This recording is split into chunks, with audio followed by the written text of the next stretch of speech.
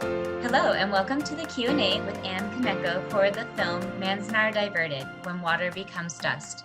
My name is Sarah Moore, and I am the Executive Director of the 501c3 nonprofit, Colorado Dragon Boat, that brings you the Colorado Dragon Boat Film Festival.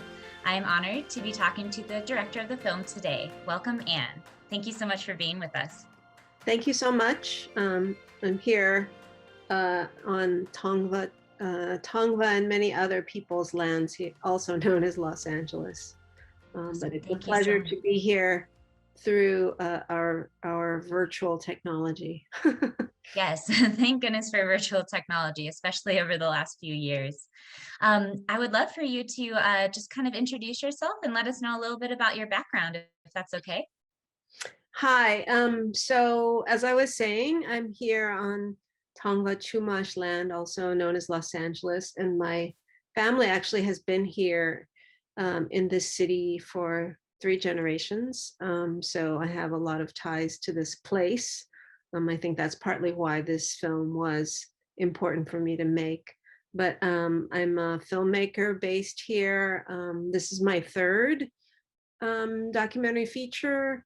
And, my family also was incarcerated during World War II. My parents, my grandparents were all incarcerated, not at Manzanar, but nonetheless, I feel like it's an experience that also has a lot of meaning for me.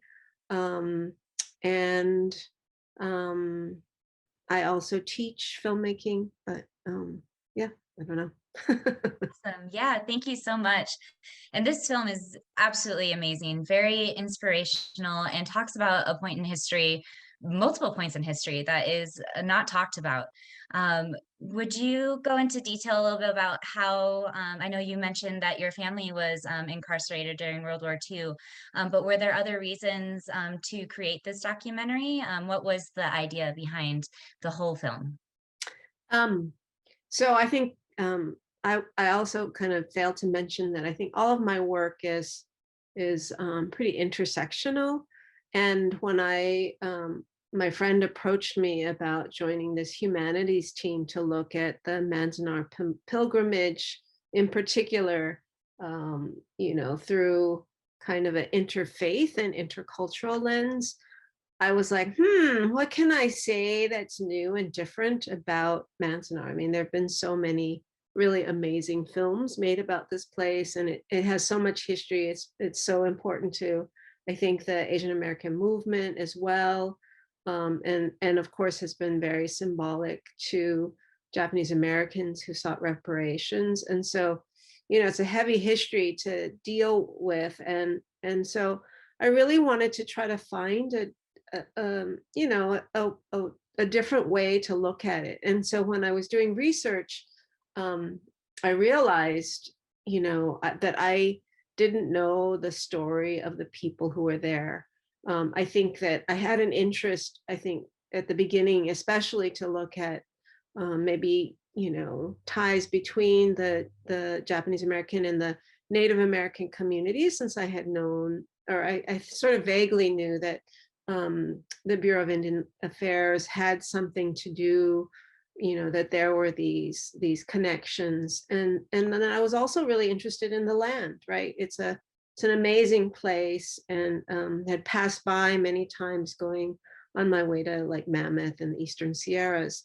So I think, and then when I was doing research, I realized, oh my gosh, I knew this, but somehow it was all very kind of abstract to me, just really how Los Angeles gets its water, and that place, where Japanese Americans have been incarcerated, was Los Angeles Department of Water and Power land. And I don't think that, you read that or people say that, but I think many times we don't really understand how that could possibly be because it's so far away. And so I think that just understanding how all of these stories really overlapped in this one place was a amazing opportunity to really tell a larger story about water and resource, extraction, colonization, through these stories of forced removals of all of these communities. Yes, thank you so much. And I know you mentioned it, and it's mentioned in the film as well, but the theme of forced removal, that really resonates, I think with a lot of people. I personally resonates with me. My grandfather was interned or incarcerated as well during World War II. His name was Masamichi Suzuki, and he went to Tule Lake. So he was not in Manzanar, but my great uncle and aunts as well were incarcerated as well. And it's such a story that is not told. It's not taught to us in history books. It's not, excuse me, not taught to us growing up, unless you have a direct relationship with someone who may have been incarcerated. And it's so important to showcase that point in history. So thank you so much for doing that. I just wanted to say that I think though that for me, this, through the research and getting to know the people who are in the film, like what happened to Native Americans and being forced from that valley to Fort Tejon. I feel like so many people don't really understand what happened to Native Americans everywhere. I mean, we talk about these specific places and these specific histories, these trail of tears. But I don't think people understand that that happened everywhere. That happened everywhere across this land. And so I think that, we, especially as those who are from the Japanese American community, we talk about this experience, but really the precedence for that experience is what happened to Native Americans before us. And Mhm. so I think that that's why it's an opportunity to really dig deep and remember this history. I mean, we should all be so grateful to the first peoples of this place. And so, I mean, that story really, as well as slavery, is another forced removal, right? So, Mhm. and it is through you know those people that this country exists. Yes, definitely. And thank you so much for mentioning that, because I was going to mention as well that I myself know about the incarceration of Japanese Americans, but like you mentioned before that, there was another forced removal through the Native community. And then through your work on the documentary, were you able to communicate and have a lot of conversations with the Native community from that area? Well, clearly, I feel like Kathy especially is like I feel like she's family now. I don't know if she feels that way, but I feel like feel very close to her, and so many other people we stay in touch with, and I'm so grateful for the stories that they've shared. I mean, I feel like this place now is very important to myself and to my family. My daughter has gone with me on many trips to film and to screen and interact. So I feel like, she knows these people, and they're all like relatives in many ways. So, yeah, I don't know. That's how our world grows, right? By through the people and the connections that we make. So. Yes, definitely. And one of the reasons for the Colorado Dragon Boat Film Festival, we are actually uniquely the only Asian and Asian American film festival in Colorado. But why we do it is to share stories. Our theme this year is celebrating resilience, and that I think is something that resonates with a lot of communities in our world. And just like you mentioned, sharing stories, coming together, listening, that really brings people together, and that really does that with this film. Not only the two communities that you talk about, but also, like you mentioned earlier, there is a huge environmentalist topic in this film, which has to do with water, which is something we all need. And it is very eye-opening and quite frankly for me scary to see this on a film, and really does inspire me to try and do better and see how I can work together with fellow community members to help with this situation. Do you have any advice or recommendations when it comes to the environmental aspect of the film? Well, so I feel like this film in general has been an opportunity to bring these different stories, these different communities together to think about. Certainly, many of us are find social justice important, and so the story of forced removal, incarceration is important to us. But how it's connected to also our environment. The land that we inhabit has these stories that are bound to forced removal, I think is all connected. And so, um, I just encourage people to sort of take part in those discussions and those act, become involved in those, you know, there's so many things going on right now because the environment and climate change is really so it's crucial that we do something about this right now. I mean, certainly, like, Monica Embry, who's featured in the film, she's the granddaughter of Sue Embry, has devoted her life to environmental activism because of, I think, her connections to activism, but also to health and the trying to create a better world. So I encourage everyone to become involved, and certainly I think that in the West, especially, it's always been on lands, and for those of us who live in places where there's been drought, water is very precious. And so I imagine that in Colorado, in that context, it is also very precious. I mean, here in California, we're in the midst of a drought, even though we had some, fairly decent rainfalls earlier in the season, but it's not going to mitigate the situation.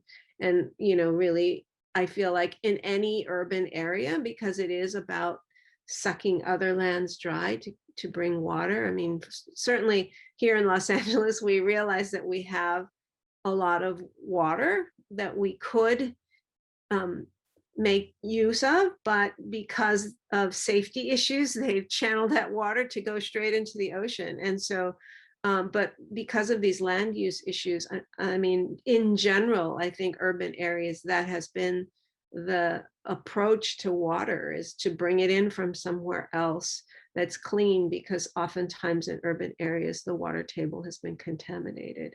So all of these water issues, I think, are important to all of us. And I think that it's really important to acknowledge the people whose lands that we're on, and who've been, Native Americans have been, protecting this land for thousands of years. And yet in such a short span, we've managed to pollute so much of this world. So I encourage everyone to become involved. I will say that, we are gearing up for a broadcast later this year on PBS.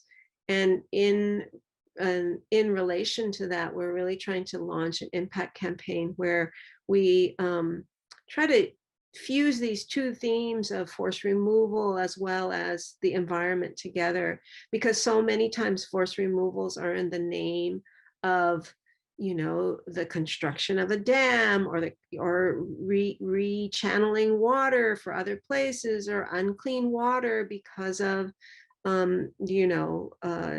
contamination from industrial waste. So we're really trying to encourage people to remember locally these stories of forced removals, especially that have happened in the face of, these kinds of environmental issues. And that to remember really the people who have been land protectors and water protectors, so that, and that's really how we can be proactive about trying to protect our lands and water. Yes, thank you so much. It's such all everything in this documentary and film is so important to understand and realize and take action on, especially like you were mentioning, just water. Everyone needs that, and it is something that isn't guaranteed if we continue in the direction that we are going. So thank you so much for having that be a part of this documentary, because there's so many important aspects to it, and it really does all come together. Water is life, right? That's what Yes, standing rock. Water is life. So definitely. Yes. And we are so honored to have been able to feature this film at our film festival. But for people who either want to see it again or may not have had the opportunity to see it, is there other showings that are going to be available, or what is next for this Oh, documentary? always. People can check us out on our website, www.manzanardiverted.com. All of our upcoming screenings will be listed there. And we're really trying. We've been doing film festivals for the last year across the country, and many of them are virtual. So I feel like there's that opportunity for other people to watch. I mean, I know for sure we're screening at the Seattle Asian American Film Festival coming up, and there are others. But yeah, and we also really invite people to have their own watch party. We have links so that people can try to organize. That's really what we're trying to organize. Encourage people to have their own watch parties to really think about these issues together. And then, as I said, we will be having a broadcast later this year. So, that's another opportunity. If you're a part of an educational institution, you can reach out to us and we can, help you to bring the film to your school or to your community. So there are many opportunities, and you can always sign up for our mailing list that's also through our website. So anyway. Wonderful. Oh, thank you so much for making sure that everybody has the opportunity to see this important Mhm, film. mhm. And I know that you mentioned, I think this is your third documentary. I think you mentioned that earlier. Is there anything else coming in the works? Oh, actually, there's two projects that I'm trying to juggle right now. One is sort of a longitudinal project that I've been working on, documenting my mother and my daughter who have separated by 90 years. So it's really looking at kind of the ends of our lives, beginnings and ends of our lives. So that's one project. It's kind of more of an experimental film called 4545. And then the other project that I'm also just doing some sort of exploratory research and um, shooting is around land use in the Inland Empire here in Southern California. I teach at the Claremont colleges, which are located in the Inland Empire, and I actually went to junior high and high school there. But this has become the land of warehouses. When I was growing up there, it was primarily rural, maybe some suburban tract homes. There's the legacy of like Fontana's, the steel industry, and but it's really become the center of the logistics industry. And this is where all of our conveniences of, Amazon, it is impacting the people who live there. So really trying to take a deep dive and take a look at these impacts and question our consumption, our consumption that is really kind of on, it's really quite excessive, I would say. So similar to the Manzanar Diverted, which looks at water, I feel like these are some of the issues that I'm also kind of interested. So yeah, trying to keep this as maybe a diptych, maybe a triptych, but right now that's also what I'm researching. Wow, those sound absolutely amazing, and thank you. And it's all related, definitely. I feel like materialism, water, climate, everything comes together, and we can all learn from that. So thank you so much for creating these films. And I know I could talk to you all day, but thank you so much for agreeing to do a Q&A with us, and thank you so much for creating this very important film. And I hope to work with you in the future, where maybe we can showcase Yeah. some more of these films. Yeah, such a pleasure to meet you. I mean, how long has this festival been This in? is our 7th annual year. Oh, Mhm. so yeah, I've been making films for a long time, but we're happy to screen at your festival for the first time. I guess I haven't had a film in the last few years because I've been working on this one, but good luck. It's always great to have more venues and new audiences, and Colorado. My mother and her my grandmother, they lived in Denver for a little while because of the governor in Colorado who allowed Japanese Americans to stay there and not be in, in camps. And so I know that the Japanese American community there, there's a strong community there because of that. And so my mother has always talked about how, how strong he must have been in that moment to be resistant and to stand up to an injustice. And so, certainly we remember that. And so for that reason, I think Colorado is a special place as well. Oh, thank you so much. And I actually, my great uncle and aunt had the same things to say about Governor Ralph Carr. So Yeah, we definitely have quite a history here in Colorado. And thank you so much for sharing the history of Manzanar, not only with the Japanese American community, but with the Native community, and now it can be spread to the general public to really understand our history. great. Thank you. Thank you. Awesome. Do you feel good with that? Yeah, that was great. Awesome. And hopefully that was good for you.